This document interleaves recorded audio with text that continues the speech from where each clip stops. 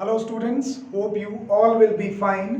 Today in this video, we are going to continue with our chapter 13, magnetic effects of electric current. In the previous videos, we have seen the magnetic field of a straight conductor. आज हम discuss करने जा रहे हैं कि अगर उस straight conductor को एजेस से पकड़ के मैं एक रिंग या सर्कल की फॉर्म में बेंड कर दूं तो क्या होने वाला है। एक सिंपल एक्टिविटी के थ्रू देखेंगे उसको, ठीक है। उससे पहले जरा बोर्ड पे नजर ले आते हैं। एक स्ट्रेट वायर है, उसको एक सर्कल की फॉर्म में बेंड कर दिया। That circle has got radius r, तो इसका मैग्नेटिक फील्ड कैसा होगा। क्या करता हूं मैं यहां पे, I have chosen a cardboard as a platform. इसके अंदर दो होल किए मैंने और इसके अंदर ये जो वायर है इसको फिट कर दिया, ठीक है। ये वायर इस कार्डबोर्ड के दो होल्स में से निकल रही है और बॉटम पे मैं क्या करता हूं कि यहां पे दोनों एजेस के साथ बैटरी के टर्मिनल्स कनेक्ट कर देता हूं। Let's say this represents the negative terminal, मतलब ये जो दूसरा एज है इसको नेगेटिव टर्मिनल के साथ अटैच किया है and the edge which is near to me इसको बैटरी के पॉजिटिव एज के साथ कनेक्ट कर देता हूं। सो आई वॉन्ट यू टू सी कि अब अगर ये बैटरी से कनेक्टेड है तो इस वायर में, इस सर्कुलर वायर में करंट कैसे जाएगा। In this manner as my finger moves from positive terminal to negative terminal. तो इस वायर का मैग्नेटिक फील्ड कैसा होने वाला है, इसको देखने के लिए, पैटर्न को देखने के लिए मैं इस आयरन बोर्ड पे थोड़े इस प्लेटफॉर्म पे, इस कार्डबोर्ड पे थोड़े आयरन फाइलिंग्स को क्या कर देता हूं, स्प्रिंकल कर देता हूं। आयरन फाइलिंग स्प्रिंकल करने के बाद स्विच ऑन करता हूं और इस कार्डबोर्ड को हल्के से क्या करूंगा, टैप करूंगा, ताकि वो आयरन फाइलिंग्स अपने आप को क्या कर लें, इस बोर्ड के ऊपर रीअरेंज कर लें। जैसे ही बोर्ड के ऊपर आयरन फाइलिंग्स अपने आप को रीअरेंज करते हैं and if you look at the pattern you will got beautiful lines. कैसी दिखेंगी वो, समथिंग लाइक दिस। इस तरह का पैटर्न बनेगा आपके पास। इस पोर्शन के अराउंड सर्कुलर रिंग्स बननी शुरू हो जाएंगी, राइट। इस पोर्शन के अराउंड सर्कुलर रिंग्स बननी शुरू हो जाएंगी। जैसे ये इसको क्या मान रही हूं, अपना सेंटर। इस पोर्शन को सेंटर माना, इसके अराउंड रिंग्स बन गई। इस पोर्शन को सेंटर माना और इसके अराउंड रिंग्स बन गई। Can you see the rings. तो ये रिंग्स दूर जाने पे क्या होती जाएंगी, बड़ी होती जाएंगी और मिडल में ऑलमोस्ट एक इसकी तरह फील होंगी, स्ट्रेट लाइंस की तरह फील होंगी। तो एक सर्कुलर वायर के किन्हीं दो पर्टिकुलर पोर्शंस पे विच आर डायमीट्रिकली अपोजिट और just opposite to each other, field pattern कैसा बनेगा वो हम इस कार्डबोर्ड पे देख सकते हैं, राइट। अब इसकी डायरेक्शन देखने के लिए मैं क्या करूं, डायरेक्शन देखने के लिए मैं यहां पे सिंपली एक कंपास रख सकता हूं। उस कंपास का जो पॉइंटिंग एज होगा वो जिधर को जाएगा that will tell me the direction. पर वो तो हो गई प्रैक्टिकल बात। थ्योरेटिकल इन लाइंस की डायरेक्शन कैसे बताएं। देखो बेटा, थ्योरेटिकली इसकी डायरेक्शन बताने के लिए आप राइट हैंड थंब रूल का ही इस्तेमाल करोगे, जो हमने लास्ट वीडियो में सीखा था।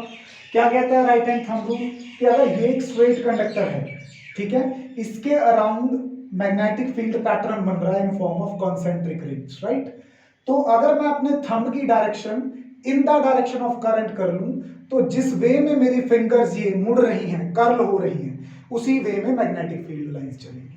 मतलब अगर करंट ऊपर को जा रहा है तो मैग्नेटिक फील्ड एंटी क्लॉकवाइज होगा। अगर करंट नीचे को आ रहा है स्ट्रेट कंडक्टर में तो फील्ड कैसा हो जाएगा, क्लॉकवाइज। और क्लॉक किधर को रखनी है आपको, नीचे, जिधर आपकी नजर जा रही है, ठीक है। This becomes clockwise and this becomes anti clockwise. अब इसी रूल को हम सर्कल के ऊपर लगाएंगे, लेकिन एट सर्टेन पोजीशंस। जैसे यहां पे मैं कौन सी दो पोजीशंस पे लगा रहा हूं, जो पोजीशंस पे ये वायर इस कार्डबोर्ड को टच कर रही है, जिसपे मैंने ये ब्लैक टेप किया है। So considering that portion of wire only this much portion, ये जो ब्लैक टेप है, इसमें करंट कैसे जा रहा है, अपवर्ड। तो इसके अराउंड अगर इसको राइट हैंड में पकड़ के, एक्चुअली नहीं पकड़ना है, it is current carrying, just imagine, इसके अराउंड अगर आप अपनी फिंगर्स कर्ल करोगे तो आपकी तरफ से ये फिंगर किधर को जा रही है, अंदर को, right? So look at the arrows, all the arrows are moving inside, और ये इधर से अंदर जाके इधर को क्या आ रही है, बाहर। In this way they complete their circular manner. ठीक है, इस पोर्शन पे चेक करूं तो करंट ऐसे जाके बाहर आ रहा है, इसका मतलब करंट की डायरेक्शन क्या है, डाउनवर्ड। अगर थंब को करंट की डायरेक्शन में करके अब फिंगर्स कर्ल करूं तो ये कैसे कर्ल हो रही हैं, पीछे से घूम के आपकी तरफ आ रही है। सो look at the arrows coming out.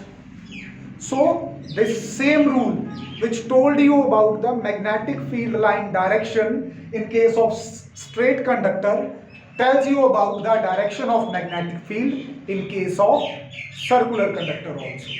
ठीक है, अभी किन्हीं दो diametric, this is a circular loop, इसके किसी भी दो डायमेट्रिक पोर्शंस पे, means at this portion and at this portion, अगर इसमें करंट इस तरह से फ्लो कर रहा है इन दिस मैनर, अगर आप ये रूल लगाओ तो इसके चारों तरफ आपको क्या मिलेगी, फील्ड लाइंस, इसमें ऐसे जा रही हैं, उसमें ऐसे आ रही है, तो इन दिस मैनर। ठीक है, मतलब ऐसे जाके अंदर, इधर से बाहर, इन दिस वे, पूरी रिंग की इन दोनों पोर्शंस पे दिखाया मैंने आपको। इसी तरह आप साइमल्टेनियसली इन दोनों पोर्शंस पे चेक कर सकते हो, इन दोनों पोर्शंस पे चेक कर सकते हो, और इन दोनों पोर्शंस पे चेक कर सकते हो। इसके चारों ओर इस तरह से फील्ड लाइंस का एक जो है नेटवर्क क्रिएट हो जाएगा, और इंटीरियर ऑफ द रिंग में सभी लाइंस अंदर जाएंगी, और एक्सटीरियर ऑफ द रिंग में सभी लाइंस क्या आएंगी, बाहर आएंगी।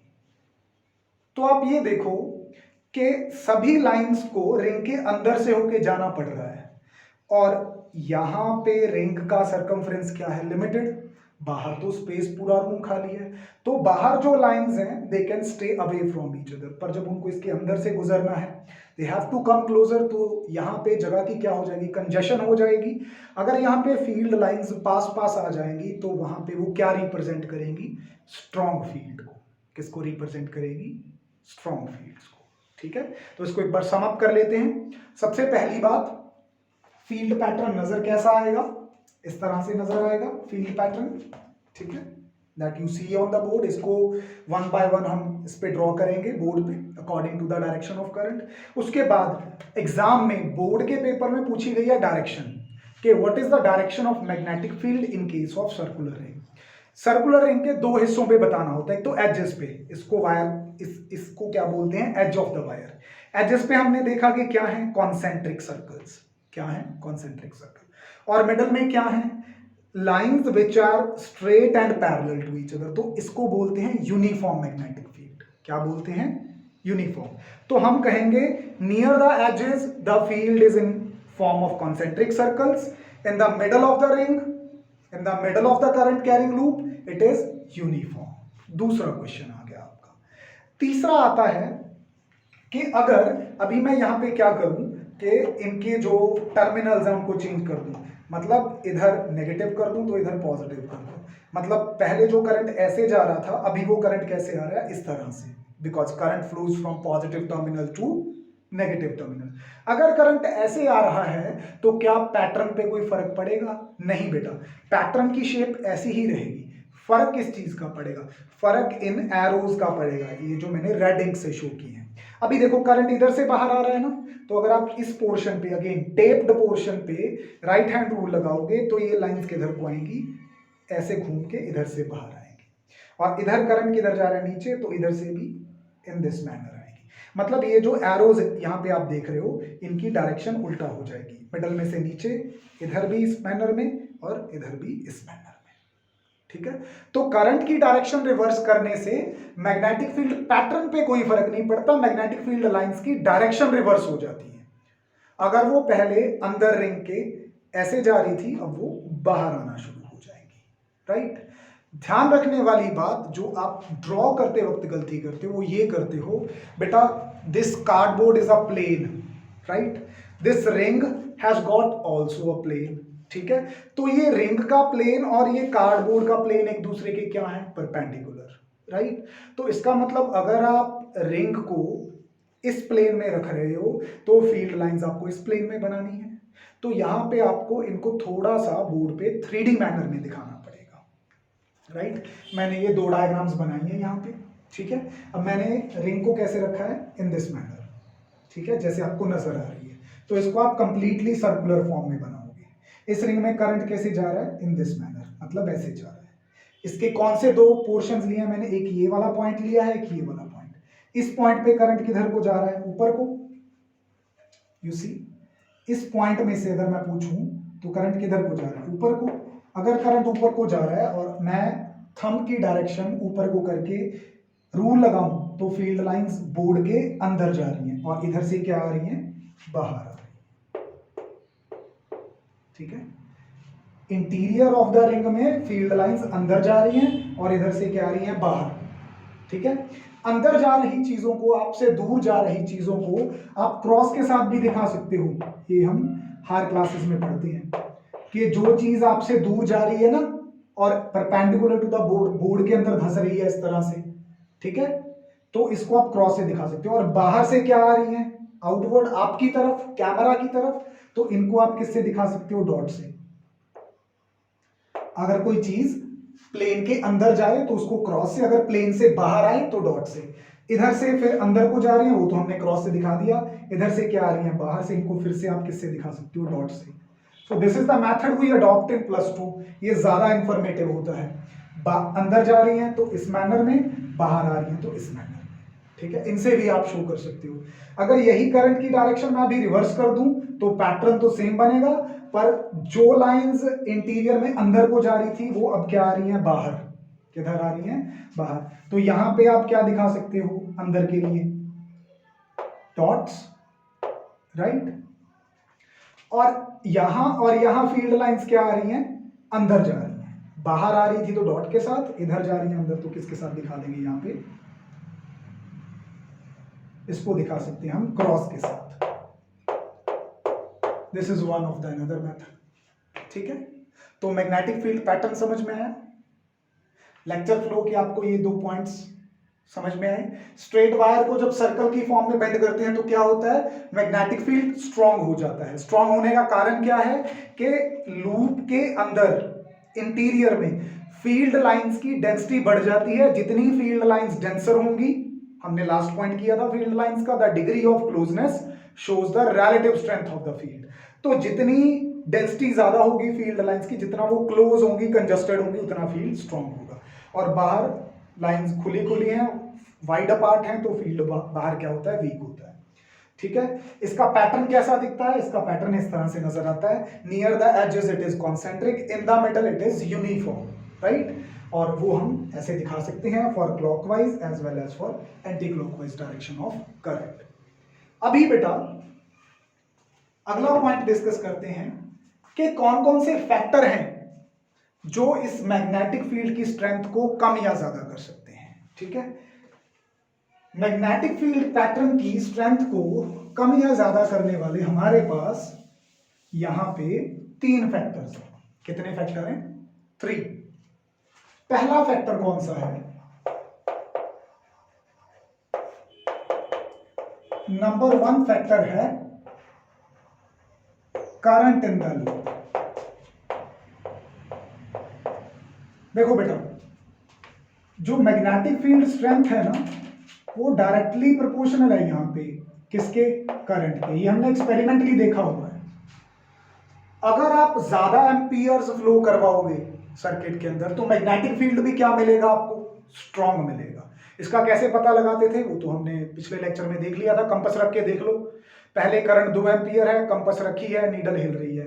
अभी कंपास वहीं पे पड़ी रहने दो, करंट 4 एम्पियर कर दो तो नीडल जो बहुत ज्यादा डिफ्लेक्ट करने लगेगी। नीडल क्यों डिफ्लेक्ट करती है, क्योंकि वायर का मैग्नेटिक फील्ड उस कंपास नीडल के ऊपर क्या लगा रहा है, फोर्स लगा रहा है। ठीक है, तो जितना ज्यादा करंट बढ़ा दोगे लूप में, फील्ड उतना ही ज्यादा क्या हो जाएगा, इट विल गेट स्ट्रॉन्गर।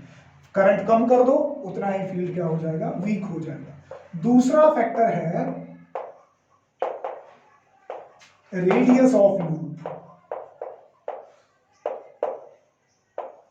जैसे सपोज करो जब मैंने स्ट्रेट वायर से यहां पे लूप बनाई थी तो उस लूप का रेडियस कितना निकल के आया, लेट्स से r निकल के आया।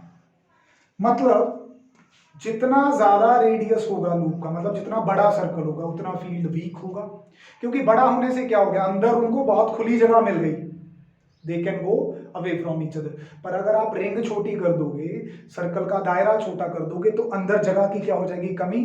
फील्ड लाइंस को तो वहीं से गुजरना है, लाइंस को तो वहीं से जाना पड़ेगा, ठीक है। इसका मतलब जितनी रिंग छोटी करता जाऊंगा, उतनी इंटीरियर पोर्शन में इस रिंग को जितना मैं छोटा करता जाऊंगा, इसके अंदर की जगह उतनी कम होती जाएगी, लेकिन लाइंस को तो यहीं से गुजरना है। तो जितनी ज्यादा अंदर क्लोजनेस बढ़ेगी, उतना फील्ड क्या होता जाएगा, स्ट्रॉन्ग। और जितना इस रिंग को बड़ा करता जाऊंगा, अंदर उतनी ही इंटीरियर में जगह क्या हो जाएगी, खुली। तो यहां से फील्ड लाइंस को निकलने के लिए ज्यादा जगह मिल जाएगी, उनकी क्लोजनेस कम हो जाएगी, जिसकी वजह से फील्ड क्या हो जाएगा, वीक। इसका मतलब रेडियस कम होता है तो फील्ड स्ट्रेंथ बढ़ती है, इनवर्सली प्रोपोर्शनल हो गए, वही हमने यहाँ पे शो किया, ठीक है। एक तीसरा फैक्टर है, इसको थोड़ा ध्यान से समझना, क्योंकि अगला लेक्चर जो होगा आपका, वो डायरेक्टली इस चीज से रिलेट करेगा। ये मैंने कितने लूप्स लिए वायर के, एक सिंगल लूप लिया है, ठीक है। सिंगल लूप के लिए सपोज करो बी अमाउंट ऑफ फील्ड है, कितना, बी। अगर ऐसी ही आइडेंटिकल, इसी के जैसी, इतनी ही साइज की सेम लूप और ले लूं, और अगर इसमें करंट ऐसे जा रहा है तो उसमें भी करंट सपोज करो ऐसे जा रहा है, तो इसका भी फील्ड बी हो गया, उसका भी फील्ड बी हो गया। बी प्लस बी कितना हो गया, ट्वाइस ऑफ बी। अगर 3 ले लूं, thrice of B, 4b, 5b, उतने टाइम्स क्या है, बढ़ता जाएगा। इसका मतलब क्या है कि जितनी ज्यादा नंबर ऑफ टर्न्स बढ़ेंगी, उतने ही टाइम्स मल्टीप्लाई होता जाएगा फील्ड आपका। बात समझ में आ गई, ठीक है ना। तो तीसरा और इंपॉर्टेंट फैक्टर आ जाता है आपका यहां पे, नंबर ऑफ टर्न्स। जितनी ज्यादा आप नंबर ऑफ टर्न्स बढ़ाओगे सर्कुलर लूप की, फील्ड उतना ही स्ट्रांग होता जाना है, ठीक है। अगर कोई थ्योरेटिकल रीजन पूछे इसका, तो बड़ा सिंपल है। हमें पता है इस लूप का मैग्नेटिज्म बनाया किसने, इस लूप का मैग्नेटिज्म बनाया करंट ने। तो हम देख रहे हैं कि पहली लूप में भी करंट इसी मैनर में जा रहा है, दूसरी लूप में भी करंट ऐसे ही जा रहा है, तीसरी लूप में भी करंट ऐसे ही जा रहा है। Since the current in the all loops, the current in all the loops is in same manners, so the magnetic field due to each loop gets added up and the total field increases, ठीक है। क्योंकि सभी में current एक ही manner में जा रहा है, तो सबका फील्ड क्या होता जाएगा, ऐड होता जाएगा, ऐड होने से वो बढ़ जाएगा। This is the simple way you can tell कि नंबर ऑफ टर्न्स बढ़ाने से यहां पे कैसे बढ़ जाएगा, राइट। चौथी और लास्ट बात और सबसे इंपॉर्टेंट बात आ जाती है कि जो हमारे पास यहां पे एक मैग्नेट बनी है, हर एक मैग्नेट के पोल्स होते हैं नॉर्थ एंड साउथ। तो अगर आपके पास कोई बार मैग्नेट होती है, उसका नॉर्थ साउथ बताना शायद आपके लिए इजी होता है। सर अभी इस लूप का नॉर्थ साउथ कैसे बताएंगे, तो मैं आपको वो चौथा और आखिरी पॉइंट क्लियर करने जा रहा हूं। How we decide the polarity of the magnetism, means which side of this loop is north and which side is south, उसको डिसाइड कैसे करते हैं, ठीक है। रूल है बेटा, यहां पे ध्यान से सीखना, बहुत ध्यान से। इसको मैं इरेज कर देता हूं यहां पे। How do we decide that, polarity of the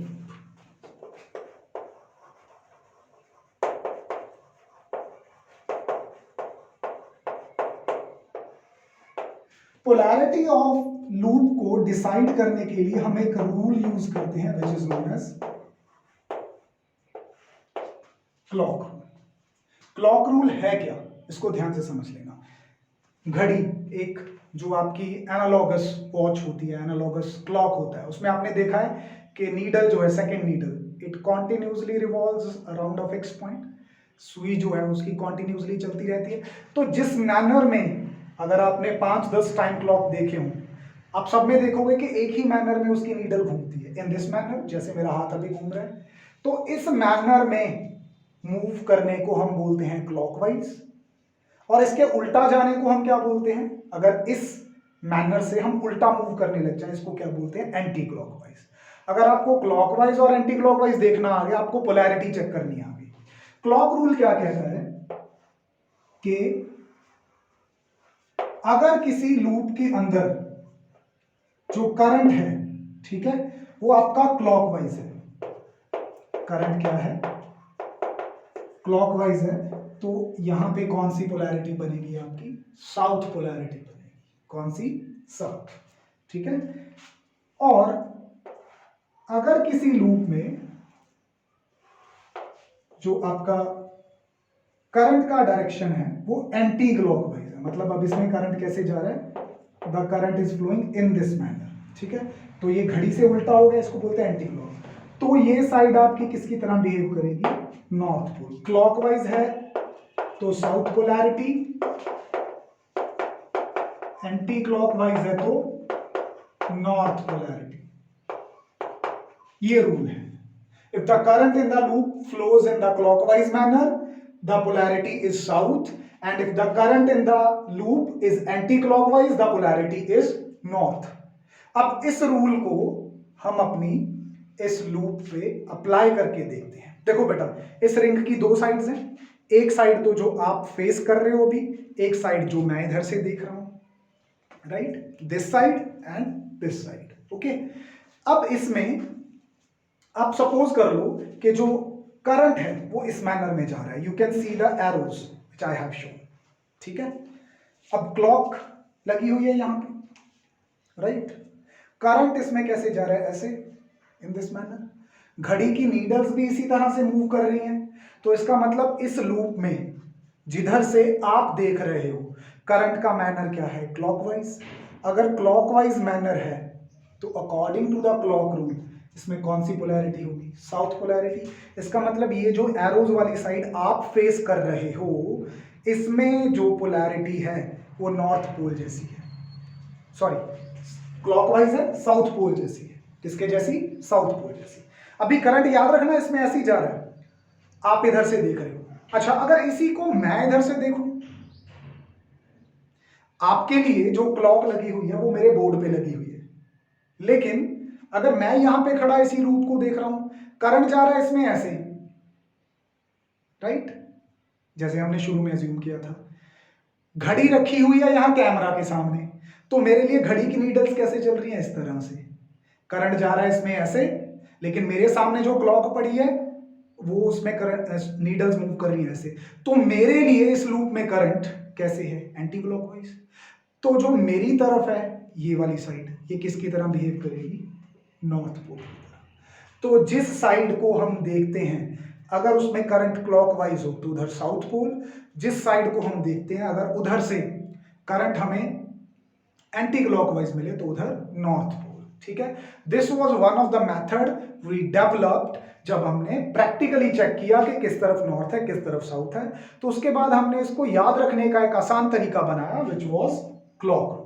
So this is how you can show anybody कि एक करंट कैरिंग सर्कुलर लूप के अंदर मैग्नेटिक फील्ड पैटर्न कैसा होता है, उसमें फर्क क्या पड़ता है, ठीक है, उसको कौन कौन से फैक्टर्स अफेक्ट करते हैं और उसकी पोलैरिटी कैसे बताते हैं। This was one of the important question for the board exams. Questions मैंने आपको बता दिए हैं क्या क्या पूछे जाते हैं। एक तो फील्ड स्ट्रॉन्ग क्यों हो जाता है, क्योंकि अंदर कंजेशन बढ़ जाती है। दूसरा आता है पैटर्न ड्रॉ करो, वो हमने ड्रॉ करना ऑलरेडी सीख लिया है। प्लेन्स का ध्यान रखना है, अगर आप लूप को in the plane of the board रखोगे तो आप जो लाइंस दिखाओगे वो थोड़ी चपटी दिखाओगे, मतलब ऐसे फ्लैट सर्कल दिखाओगे थोड़े, ठीक है, इन दिस वे। ध्यान रखना 3D में होता है ये, राइट। उसके बाद हमने सीखा कि इसको कौन कौन से फैक्टर्स अफेक्ट करते हैं। एट द एंड हमने सीख लिया कि इसकी पोलैरिटी कैसे बताते हैं।